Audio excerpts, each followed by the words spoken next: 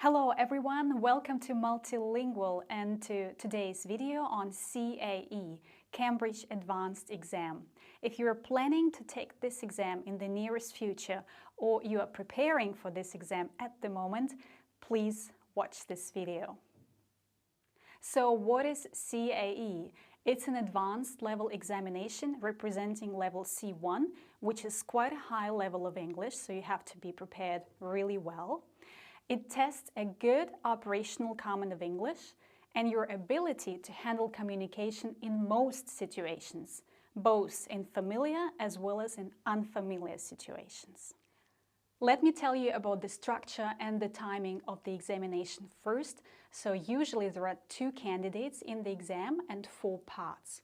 In the first part, the so-called interview, you have to answer questions on familiar topics, something about your personal information, and it will take you about 2 minutes. The second part is a long turn. There you have to describe pictures and comment on your partner's pictures briefly afterwards. That's about 4 minutes.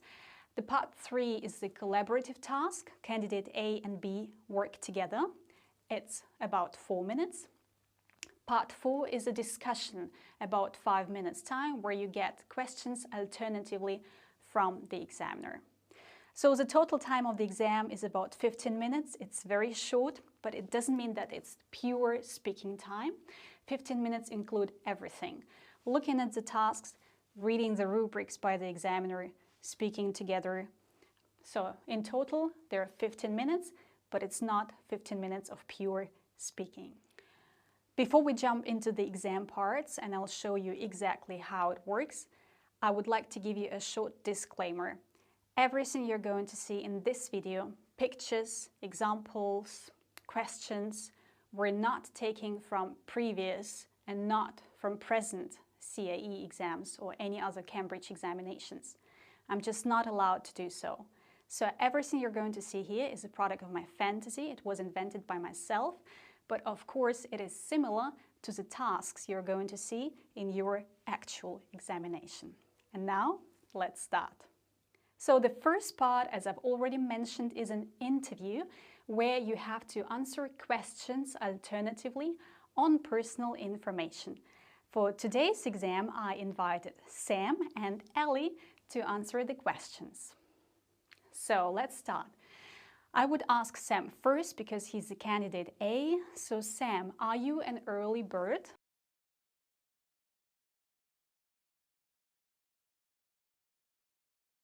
And Ellie, what are you going to do in the nearest future?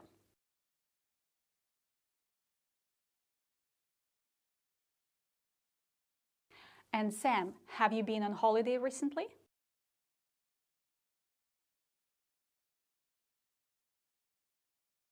And Ellie, did you used to do sports when you were younger?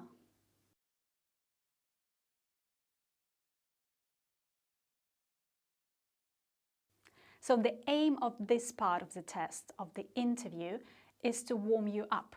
Here you have to try to relax, get into a positive atmosphere of the exam, try to lose your nervousness, and your replies should be spontaneous and brief. Try not to prepare any long speeches because the examiner will have to interrupt you anyway. No prepared speeches, please. Try to be as spontaneous as possible. In this part of the test, the so-called long turn, you have to describe pictures. You're going to get 3 pictures and you have to choose just 2. So Sam has to start first because he's the candidate A. He chooses 2 pictures and he has to comment on the pictures and answer the questions briefly. Afterwards, after he is finished, Ellie has to respond to comment on his pictures. Afterwards, they change and then Ellie gets her pictures and Sam has to comment on them. So let me show you an example. Here are Sam's pictures and a question for him to answer. Why must these people be running fast and who needs it the most? Sam is supposed to choose just 2 pictures and he has to comment on them and answer the questions.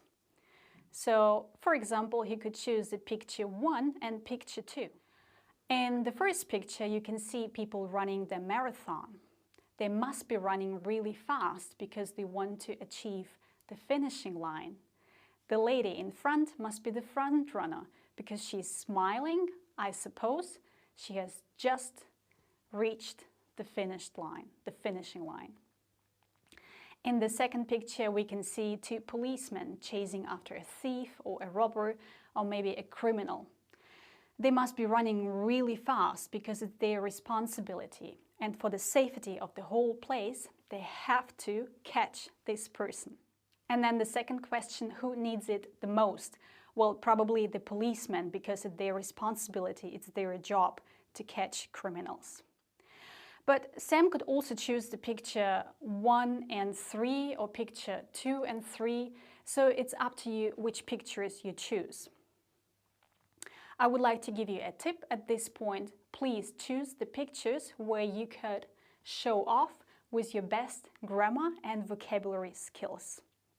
And also think about your grammar, because if you describe pictures, you usually use present continuous, exactly, because that's the situation happening at the moment. After Sam has finished, Ellie has to comment on his pictures. She could comment on all of them. She could choose 1, 2, or 3, it doesn't matter. And she has to answer the question, in which situation do you think people need training in advance? So she could say that the people running the marathon need special training in advance because they have to be really fast to reach the finishing line. But she could also say something about the policeman or even about the man trying to catch the bus. If he always comes late to the bus stop, then he must train in advance as well. Remember about the time, 30 seconds, but you can keep speaking until the examiner stops you. Well, obviously Ellie will be next. Now she is supposed to get her pictures, speak about them for about a minute, and then Sam has to comment on them, but we're not going to do this. Let's go into the next part, which is a collaborative task. So the total time for the collaborative task is about 4 minutes, and it consists of 2 parts. The discussion part, where you get a question with 5 written prompts, and you have to speak about these aspects for about 2 minutes. And the second is the decision task, where you have to decide on something together for about 1 minute. So now it's not a monologue anymore. Now you have to collaborate with your partner. That's why it's called collaborative task. So let me give you an example. Let's imagine that they're a collaborative task, and the question in the middle is, how important are these aspects when choosing a place to live in? You are supposed to go through all the aspects if possible. You can speak about its location and surroundings and why it's important, about neighbors, sanitary conditions of the house, rent and utility costs, and amenities. So try to go through all of them, collaborate with your partner, discuss all the points, express your opinion, agree or disagree. Afterwards, Sam and Ellie have to decide on something, and here is the question. Now you have a minute to decide which aspect is crucial when buying your own property. Okay, so now it's the decision phase, and they have to choose one aspect and say why it's crucial in this situation. Maybe it's location and surroundings, because it's really important where you live and where you work, so that your work isn't so far from your living place. Or if you have kids, there should be a school or a kindergarten close to the place. But you could also choose another thing. Obviously, rent and utility costs wouldn't be that important because you buy it, but neighbors and sanitary conditions and amenities could all play a crucial role in this aspect.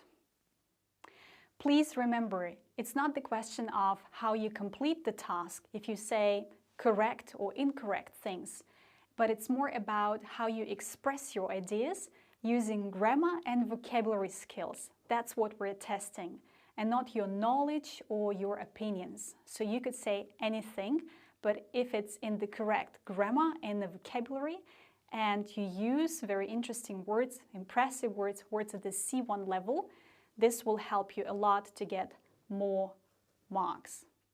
And the final part of the exam is the so-called discussion.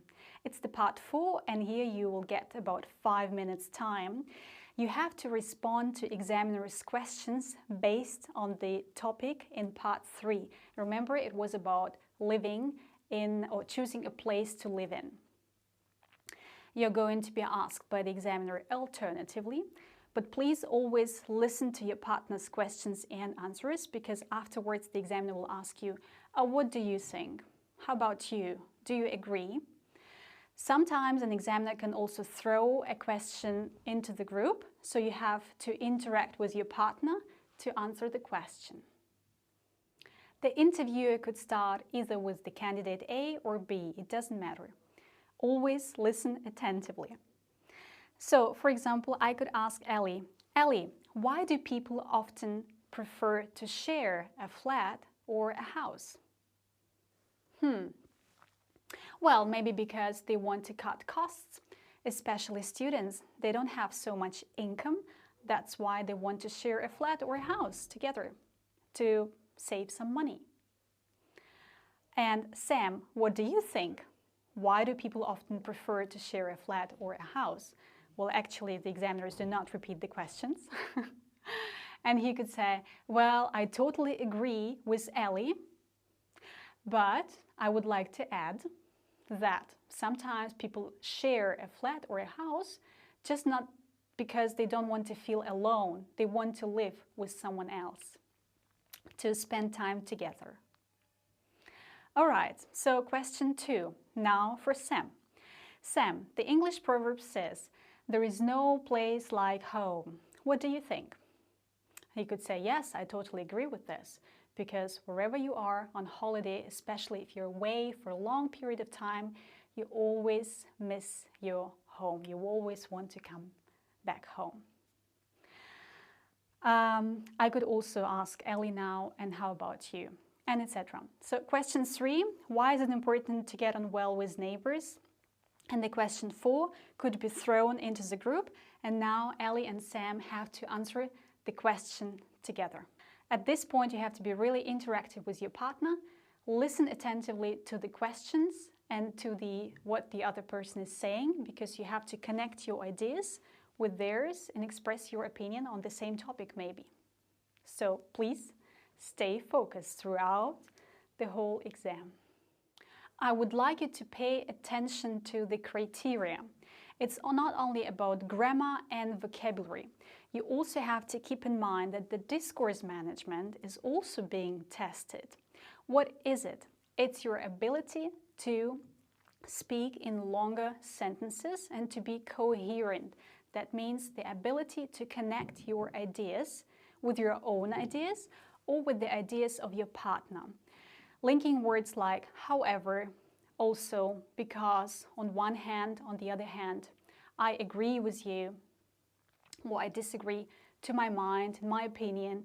So all these linking words and connectors will help you to have a better discourse management. Pronunciation is also very important at this point because it's a C1 level. You have to be really intelligible and have a good pronunciation. You do not have to stick to British English or Cambridge English. It could be American, Canadian, whatever. But you have to be intelligible and really understandable in your pronunciation. Or I had a situation when an examinee had a very good pronunciation in general, but she couldn't pronounce some difficult words in English. For example, musician. So pay attention to the pronunciation while preparing for the exam as well. And the final part is the interactive communication. It's your ability to interact with your partner, asking questions, responding properly, initiating a conversation, and being as communicative as possible.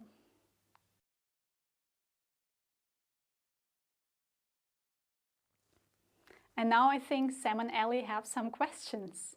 Okay, let me try to answer them. Sam is asking, why are there 2 people in the exam and not just 1? Okay, there are 2 people in the exam, I think due to the fairness.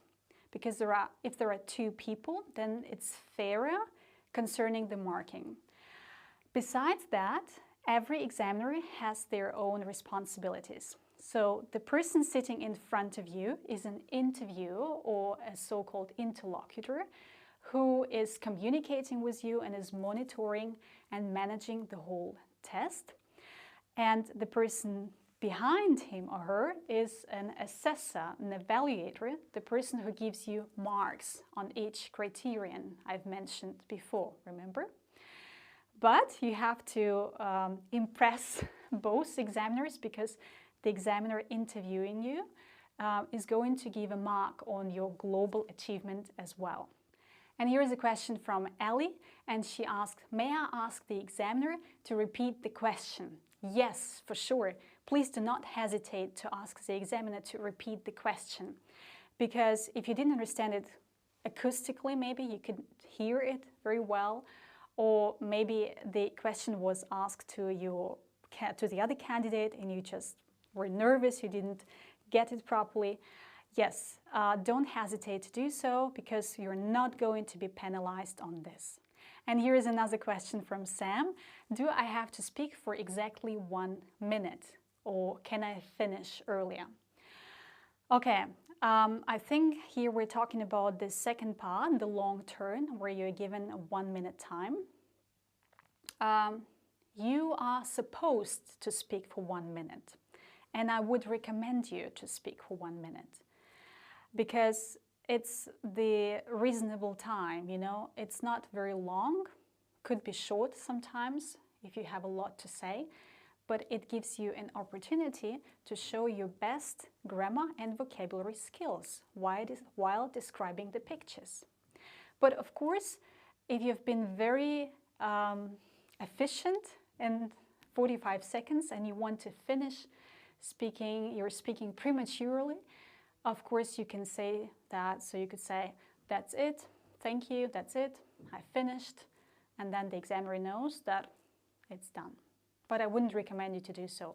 Try to use the time and speak as long as possible. Don't think about the time at all, because the examiner will stop you when the time has expired. And the question from Ellie, she asks, why does the examiner interrupt us so often? Yes, sometimes I'm really sorry about this, and I can see that it makes the examinees nervous, because they think if I stop them, then they are doing something wrong. It's not correct. We have to stop you because we have to follow our script, and everything is absolutely 100% scripted in the Cambridge exams.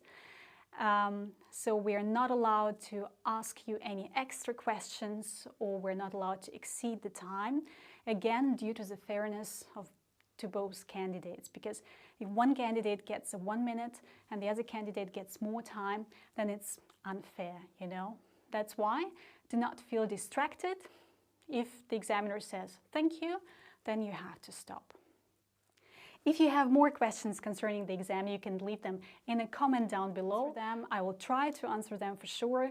And let me know if you have already taken this exam. Maybe you have some experience you would like to share with other people who are preparing right now. I think that's it for today. I do hope that this video was helpful for you. If it is so, please give me a thumb up. Don't forget to subscribe to this channel not to miss more helpful videos in the future. That's it for today, and see you in my next one. Goodbye!